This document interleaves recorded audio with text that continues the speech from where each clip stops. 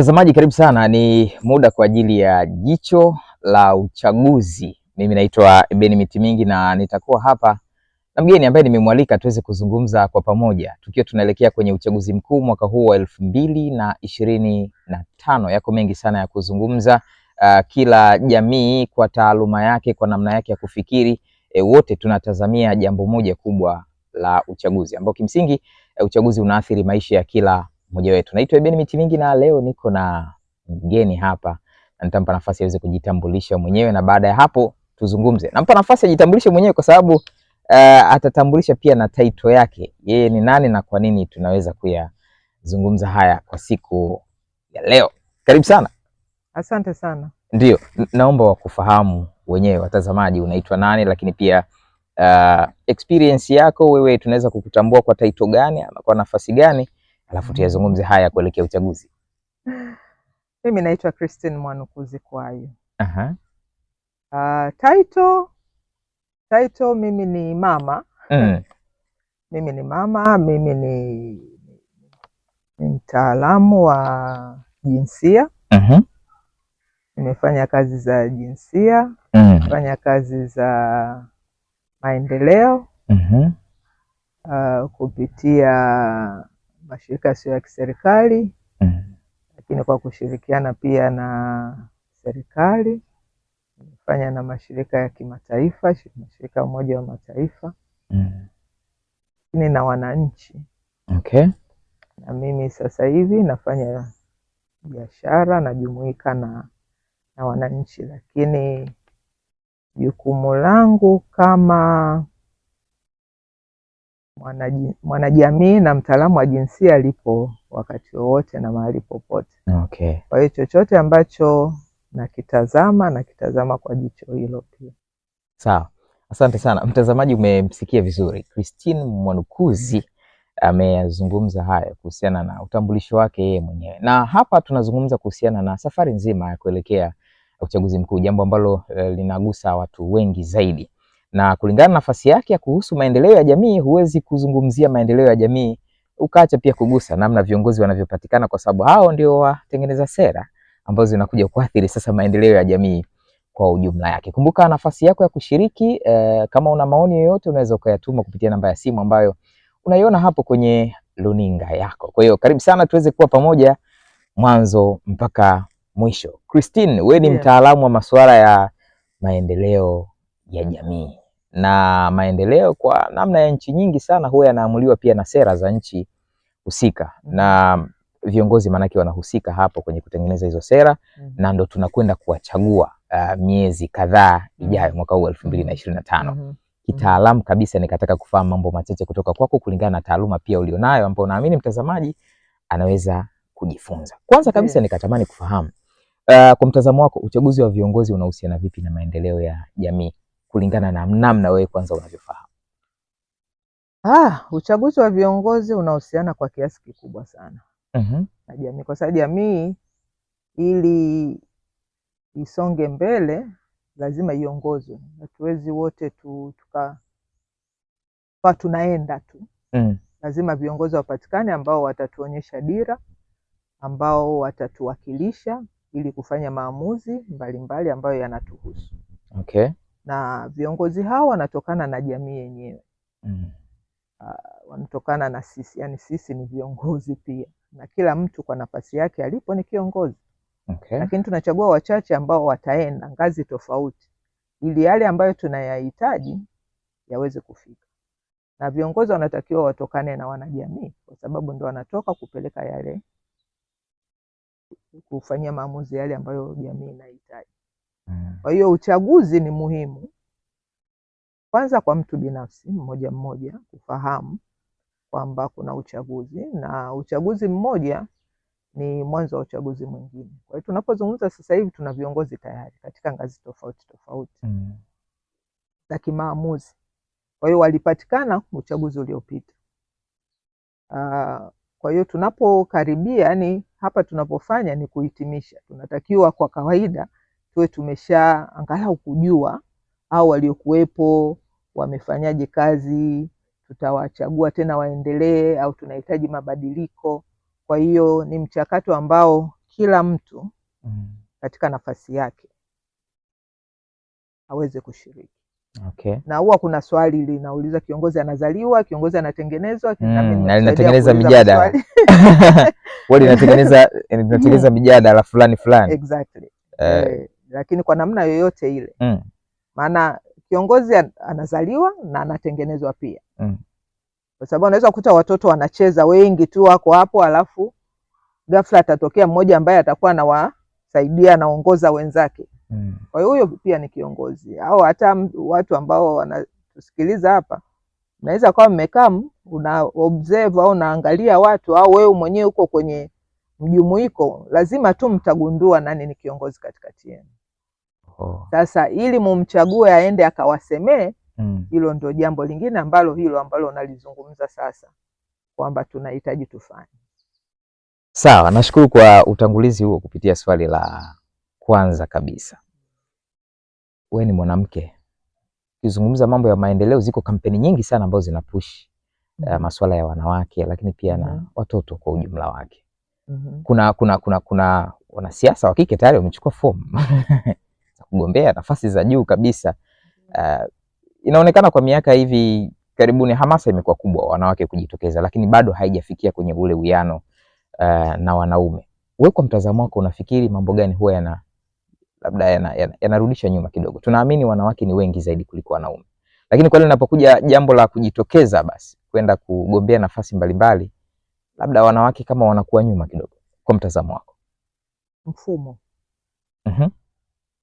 Mfumo tumeusikia, mfumo dume. Sijui kama tunauelewa ni nini. Yaani ni fikra ambayo imetengenezwa na fikra kwamba mwanaume anaweza. Ndio. Mwanaume ndio anayeweza, na hata tukiangalia nafasi tunaanza nyumbani, uchaguzi wa watoto, watu wanatamani kuwa na watoto wa kiume kwa sababu wao ndio watakuwa warithi. Na tunaona mtu anafurahi anapopata mtoto wa kiume, akipata wa kike anasikitika. Lakini kuna mtu mmoja, wengi wamekuwa wakisema kwamba mimi na watoto 7, au anasema na watoto 3 na wasichana 4. Ana watoto 7 lakini atasema na watoto 3 na wasichana 4, au 3 watoto kwa wao si watoto. Lakini wanaokuja kumwangalia nyumbani ni hao wasichana 4. Lakini anakuwa ametamani angekuwa na 5 wavulana wote. Kwa hiyo mfumo umemuona kwamba mwanaume ndio anaweza. Na wengi huwa tunatumia hata vitabu vya dini kwamba alianza kuumbwa ni Adamu. Eva akatolewa kwenye ubavu. So always man is a leader. It's fine akiwa leader, lakini hawezi kufanya peke yake, na Mungu alisema ataletewa msaidizi. Na unapopewa msaidizi na maana huwezi mwenyewe. Huyo msaidizi akiondoka we huwezi. Sio kwamba huyu msaidizi kwamba ni wa chini kuliko wewe kiongozi. Huyu msaidizi anaweza sana, ndio maana amekuja ili akusaidie muwezi zaidi. Kwa hiyo nafasi ya mwanamke katika uongozi ni muhimu kuanzia nyumbani. Na wengi ambao wanakataa mwanamke asiwepo kwenye nafasi ya maamuzi, unakuta wamekuzwa, wameongozwa na wanawake kwenye nyumba zao, mama zao, dada zao, mpaka wakaweza kuwepo pale. Kwa hiyo mentality ya kwamba mwanamke hawezi ndio inamfanya mwanamke ashindwe kwenda mbele. Kwanza yeye mwenyewe, kwa sababu amekuwa akiambiwa huwezi, na wengine hata nyumbani amekosa nafasi ya kwenda shule, amekosa nafasi ya kusema anachotaka. Mwanaume ndo amepewa zaidi. Kwa hiyo ikiwa hiyo nyumbani, hata kwenda huko nje, shuleni kugombea, kwa sababu ni mchakato, inakuwa ngumu kwa mtoto wa kike. Wale ambao wameweza, ukisikia habari zao, imeanzia katika familia. Nyumbani ameambiwa ataweza na amewezeshwa. Kuwezeshwa nao linatumika vibaya siku hizi kwamba ukiwezeshwa ina maana huwezi. Hapana. ukiwezeshwa umesaidiwa, kwa sababu kila mtu anahitaji kuwezeshwa. Kila mtu anahitaji kusaidiwa, aidha na mtu na mfumo au na mazingira. Kwa hiyo kama mfumo huu umeonyesha kwamba msichana hawezi, lakini kumetokea jitihada nyingi sana.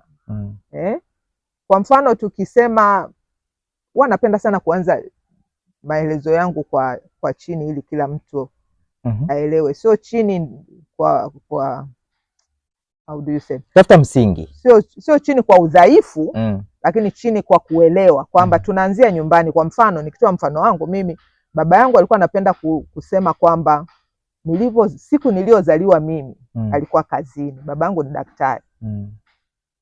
Kwa hiyo daktari mwenzake ambaye alikuwa anamhudumia mama aliahidi atampigia simu kwamba mama akijifungua. Kwa hiyo alivyojifungua akamwambia umepata mtoto wa kike. Baba alisema niliacha kila kitu nikatoka nikaenda kukuchungulia, nikakuangalia, nikafurahi, nikamfurahia mke wangu. Akasema nikatoka na marafiki zangu tukaenda kupiga maji. Kwa hiyo alifurahi kuzaliwa kwangu na alikuwa ananiambia yani hiyo story ni ya utoto. Kwa hiyo mimi nikisikia kwa kumbe baba nilivyozaliwa baba alifurahi. He was proud. He was very proud, amepata mtoto wa kike. Na alikuwa akinichukua akipiga hiyo maji yake, babangu hakuwa msemaji, lakini wanaomfahamu akipiga maji ananichukua kwenye kioo, alafu anasema eti wanasema tumefanana, nimekuzaa mwenyewe. Kwa hiyo vitu kama hivyo vinakufanya kumbe nafurahiwa. Na baba yetu alikuwa anatuambia mimi nataka mfike chuo kikuu. Utasoma nini lakini ufike chuo kikuu. Chochote ufike chuo kikuu. Naambia baba hata kuwa mwalimu, maana zamani unaona kwa nataka ufike chuo kikuu. Kwa hiyo watoto wetu tukiwaambia hiyo, wa kike na wa kiume, na tunazungumzia sasa wa kike, tukiwaambia wakaona wana hiyo nafasi watakuwa. Na jitihada nyingi zimefanyika. Sasa hivi tukizungumzia hiyo ya uchaguzi, serikali za mitaa walijitokeza wanawake wengi. Okay, sawa.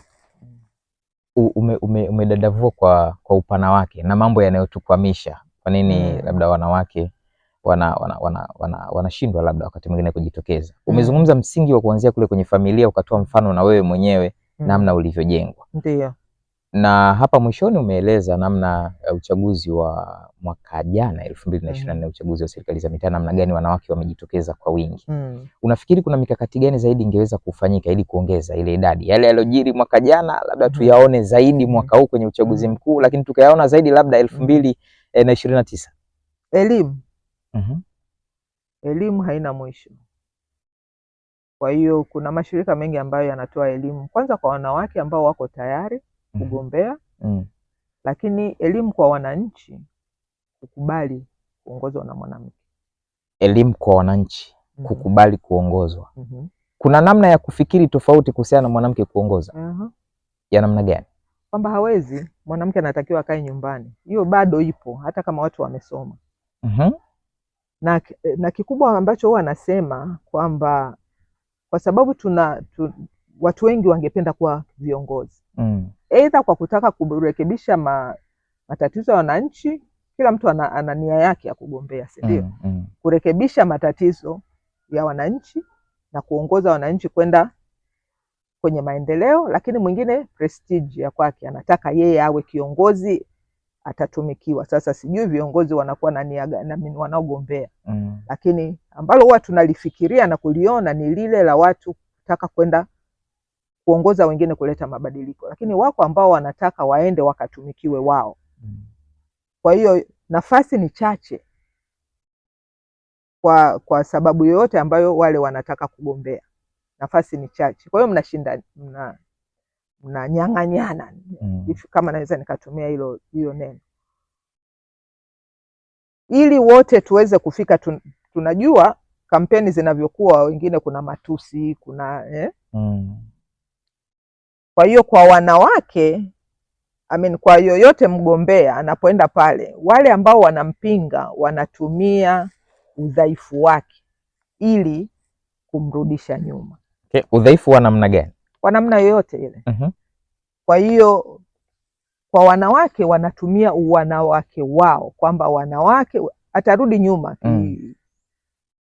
niseme historia au fikra za zamani. Mwanamke wewe unatakiwa we jikoni, wewe unatakiwa umhudumie mumeo, unatakiwa ule watoto, ukienda kule hii kazi nani atafanya? Utaacha. Kwa hiyo atasemwa kwa namna hiyo. Na wanaonekana wale ambao wanaenda watavunja ndoa, wataacha watoto, hivyo. Kwa hiyo wanaogopa na jamii inawaangalia kwa namna hiyo. Mtu anataka aende akawe kiongozi, lakini awe na ndoa yake na atunze watoto wake. Jamii inamsakama kwa hiyo nafasi. Okay. Kwa hiyo anaogopa, au anaambiwa, hajawahi kuwa kiongozi, anaogopa, Mungu wangu, nikienda sasa huku. Lakini kingine, uwezo wa kifedha, kwa mfano, kwa sababu kampeni zinahitaji hela nyingi sana. Tumesikia, tumeona na experience, na wanawake wengi, nazungumzia kwa ujumla na katika ngazi tofauti tofauti, unakuta hana uwezo kifedha sana, au mali iliyopo, kwa sababu unapoanza unaanza na mali yako. Hana mali kwa jina lake. Kwa hiyo hata kama ikibidi atafute, sijui auze, hana kwa jina lake, inabidi awe na mwenzake, mume wake kwa mfano, na mume lazima awe anamsupport. Unakuta wengi ambao wamefika kule wamekuwa supported na waume zao. Wako wengine ambao walienda na tumesikia habari zao, siwezi kuwataja hapa kwa sababu sijawaomba ruhusa, lakini wamesema wengine hadharani kwamba ndoa zao zilivunjika kwa sababu walitaka kuwa viongozi. Kwa hiyo mume hakupenda, ameenda, ana nguvu, kasoma, ana hela, lakini ndoa inavunjika. Sasa kuna wengine wanaogopa, hawako tayari kuvunja ndoa kwa sababu ya kwenda. Lakini wale ambao wanachagua, kama nilivyosema mwanzo, hawako tayari kuongozwa na mwanamke kwa sababu ya fikra kwamba huyu mwanamke anaweza kweli. Lakini kuna unyanyasaji mkubwa sana kama nilivyosema. Mtu akikunyanyasa kwa kile ambacho huwezi kukibadilisha, akakutukana kwa mwanamke wako, unaogopa. Na kuna stories nyingi ambazo wale wamepitia. Mimi nilibahatika kuzungumza na hata mwingine ambaye aligombea kwenye level ya urais, anakuambia jinsi alivyopata shida, hata kunyanyaswa kingono, mtu anakuambia maneno mabaya. Na kampeni nyingine zinafanyika usiku, uoga, nguvu za kupambana usiku huziwezi. Alafu hilo eneo la uongozi wa maamuzi wa kwenda kugombea kuchaguliwa, wanaume ni wengi. Kwa hiyo mahali ambapo unaweza ukajikuta hata ukiwa mwanaume mmoja katika wanawake wengi, kidogo utajiona dhalili. Na sasa na mwanamke ukienda afu wakuta wanaume wengi, wao watakuwa pamoja, wao watakuwa peke yako. Kuna unyonge fulani. Kuna unyonge, yes. Kuna unyonge fulani. Kwa hiyo changamoto ni kubwa sana kwa wanawake katika eneo. Lakini kuna juhudi nyingi sana zimefanyika. Elimu, kuna mashirika ambayo yanawasaidia wanawake, wengine kifedha, wengine kielimu, wengine kwa namna yoyote ili wajitokeze. Kwa hiyo inahitaji nguvu kubwa kwanza ya kwako ndani. Kwa hiyo na mimi huwa napenda kusema tuna nguvu kubwa sana ndani. Wanawake ni jeshi kubwa. Jeshi kubwa, na linalikuanza wewe mwenyewe ndani. Unafikiri anapochaguliwa kiongozi mwanamke, ama akachaguliwa kiongozi mwanaume, ama wakachaguliwa huku kiongozi mwanamke, huku kiongozi mwanaume, kwa nafasi inayofanana, kuna utofauti wote wa kiutendaji kwa sababu ya kijinsia? Kwamba hapa angekuwa mwanamke hapa angefanya vizuri au hapa angekuwa mwanaume inategemea nafasi gani, lakini wote tunasema tuna complement each other. Yani mwanaume hawezi peke yake, mwanamke hawezi peke yake. Tuna sifa ambazo zinapeana nguvu. Hakuna bora zaidi. Hakuna bora zaidi kwa wanaume na wanawake, ila kwa mtu. Ni utu wa mtu, sio jinsia. Ni mtu, ni karakta ya mtu na skills ya mtu na will ya mtu. Kuna vitu ambavyo unajua, mwanamke na mwanaume tuko tofauti. In which way, ukiachana na hoja ya kijinsia? Tuko tofauti, tunachozungumzia ni usawa. Hatuzungumzii tuwe sawa. Kama kuna tofauti, hebu tupe darasa hapo. Kuwa sawa, mimi nikisema mimi na wewe hatuko sawa. Hatuko sawa kwa namna tofauti. Christine na Eben hatuko sawa. Mimi mtu mzima kuliko Eben. Mimi ni mwanamke, Eben mwanaume. Mimi naweza kubeba mimba, Eben hawezi kubeba mimba. Lakini tukisema tuletewe jembe hapa tulime, wote tunaweza tukalima.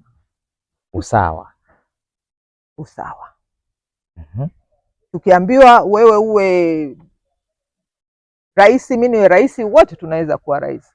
Nani atakuwa rais mzuri kati yetu? Inategemea kilicho ndani yetu. Skills, experience, moyo, character. Hizo ndio zinatutofautisha. Lakini wanasema kwamba kwa sababu ndani yetu wanawake tunafikiri kwa moyo. Wataalamu wanasema saikolojia. Mimi sio mtaalamu wa saikolojia, lakini nimejifunza hilo kwamba wanawake wanafikiri zaidi. Natumia akili, lakini wanafikiri zaidi kwa moyo. Wanaume wako mechanical. Anaangalia macho, logic hii. Lakini ile instinct ya mwanamke ni muhimu sana katika uongozi. Kwa hiyo akiwa na skills, akiwa na elimu, akatumia instinct zake, anafanya maamuzi mazuri.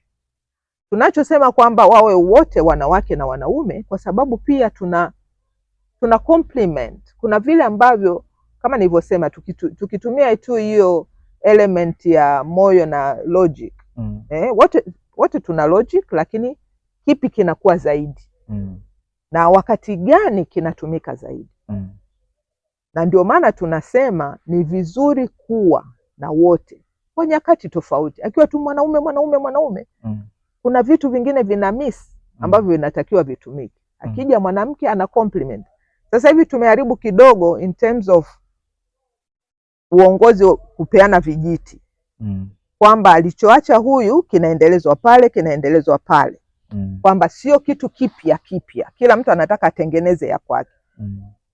Haiendi hivi. Kwa hiyo tukisema kwamba sasa tulikuwa na wanaume, kwa mfano tuzungumzie urais, wanaume, imekuja mwanamke, tunauona utofauti.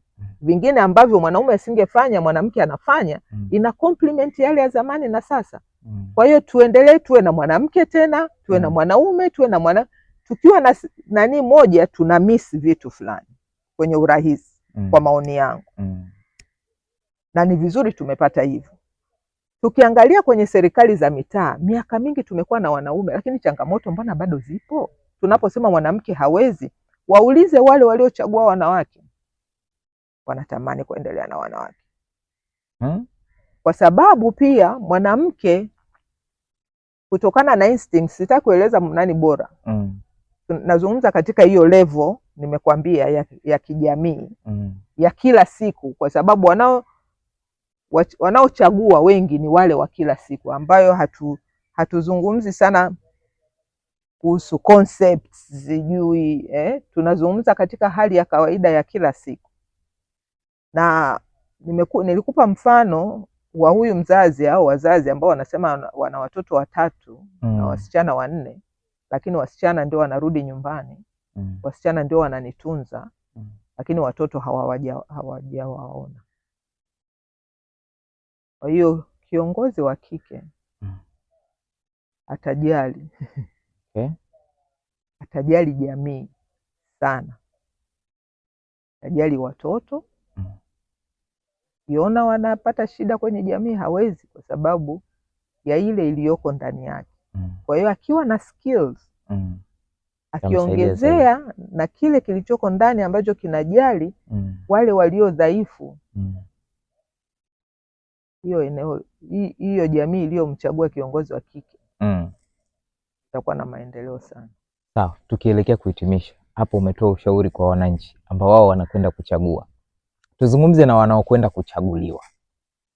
Una ujumbe gani kwa wagombea, hasa ukilenga eneo hilo la maendeleo, jinsia kadhalika? Tungependa kuwa na wanawake wengi kule, kwa sababu nimesema tuko tofauti. kuna vitu vingine vinavyomsumbua mwanamke, mwanaume hawezi kuvielewa. Tunahitaji wale wanaoenda kufanya maamuzi ambayo yatatuathiri sisi wawe sehemu yetu, wayatambue, wawe wameyaishi. Kwa mfano, masuala yanahusu watoto, anayetunza watoto nyumbani, anayejua mtoto kaumia kidole kanini ni mama. Kwa hiyo baba anakuta tayari vimeshatengenezwa, mtoto kashafungwa bandage au kashafanyaje, lakini hajui ile process ya maumivu. Mama anajua. Tuna matatizo mengi, kwa mfano tumekuwa tukizungumza, na mimi nimekuwa ni sehemu ya hedhi. Watu hawaelewi kuhusu hedhi. Mwanaume labda hawezi kulizungumzia kwa ukamilifu. Hawezi. Wako wanaotusaidia kulizungumzia, lakini na wanalisemea, lakini mwanamke atalielewa zaidi kwa sababu amepitia, anapata hiyo shida. Wale watoto, kuna habari story nikisema sio kwamba story kiuandishi wa habari kwamba kuna visa vingi vimetokea vya wanawake au wasichana ambao wameishia njiani kwa sababu ya hedhi. Siku ya mtihani amepata period ghafla, hana cha kujihifadhia, hakwenda kwenye mtihani, ndo kaishia. Kufanya mtihani wa form 4 ameishia, na alikuwa anaongoza darasani. Atakayeelewa vile, atakayekumbuka, labda tu alikuwepo daktari mmoja wa kiume alitoa mfano wa mwenzao ambaye anasema walimpoteza tu hivi, akashangaa alikuwa anawashinda wavulana, anakuwa wa kwanza hesabu, wa kwanza physics, hajui alienda wapi. Akaja kukutana naye siku moja Morogoro, anauza machungwa barabarani, anasema amepita, akastuka, huyu mpaka namfahamu, alikuwa anaenda kununua machungwa. Baadaye akarudi, ndo akasema, wewe umefanana na fulani. Akasema ndio mimi. Walikuwa darasa moja, lakini alivyomuona pale akamwona yuko tofauti. Alishindwa kufanya mtihani wa form 4 kwa sababu alianza period ghafla na ilikuja kwa nguvu, hakuwa na kitu cha kujihifadhia. Ndio mwisho wake, wakati yeye ameshakuwa daktari, ana masters, na huyu alikuwa na potential ya kufika kule hedhi. Kwa hiyo ndio sasa hivi anapambana kueleza, kwa sababu ana hizo experience. Lakini yule ambaye memnani mwenyewe hataijua. Kwa hiyo kuna matatizo mengi sana ya wanawake ambayo yanatakiwa yasemewe na wanawake, yafanyiwe maamuzi na wanawake. Wakiwa hawapo kwenye meza ya maamuzi, yanapita. Kwa hiyo tunataka wanawake wasiogope. Sawa, mimi ni kushukuru sana Christine. Kimsingi umezungumza mengi ambayo kwa mwanamke ambaye alikuwa anatamani kugombea, ila sasa alikuwa kama anahofia hivi, ajue kwamba kuna jukumu zito na linamsubiri yeye. Kabisa. Anasubiriwa yeye. Kabisa, na sisi tupo wa kumuunga mkono, na wengine waliosikia wapo tayari wa kumuunga mkono. Sawa. Mtazamaji, mimi nikushukuru sana kwa kuwa pamoja na sisi. Tumezungumza mengi hapa. Kama wewe ni mwanamke ambaye umetutazama na kusikiliza yote ambayo yamezungumzwa hapa, basi hebu chukua hatua. Usidhani hizo nafasi ni kwa ajili ya wanaume peke yake. Naweza na kuhusu. Mimi naitwa Ben Mitimingi, nilikuwa na Christine Mwanukuzi. Kwayo mpaka wakati mwingine, kwaheri.